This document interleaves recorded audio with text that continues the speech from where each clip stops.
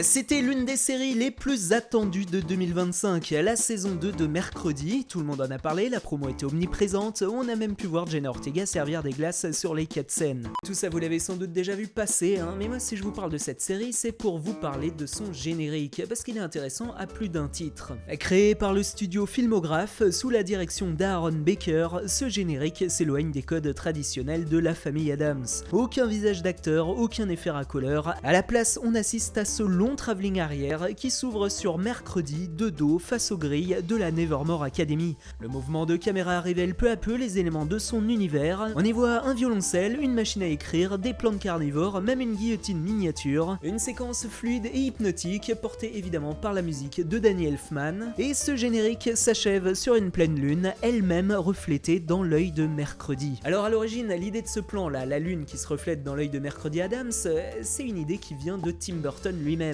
Il en avait esquissé les grandes lignes sur un storyboard qu'il avait ensuite filé au studio de Aaron Baker. Et de là est née l'idée d'en faire le point d'orgue de la séquence qui a été construite entièrement à rebours autour de cette image. Ce choix narratif, il est assez malin parce que ça renforce l'effet de surprise. Au premier visionnage, on croit suivre un simple travelling à travers un décor un peu abstrait, et puis finalement on réalise qu'on vient de plonger dans l'esprit tortueux de Mercredi. Une approche ingénieuse qui évoque autant la quatrième dimension par son ambiance un peu étrange et stylisée, que le générique d'ouverture du Batman de 1989. Un film lui aussi réalisé par Tim Burton et dont le studio Filmograph revendique clairement l'influence. If you watch Tim Burton's Batman, the opening sequence is a beautiful, seemingly continuous camera move where it's wrapping through these hallways and then it comes out and then you sort of realize that you've been traveling through the logo the whole time.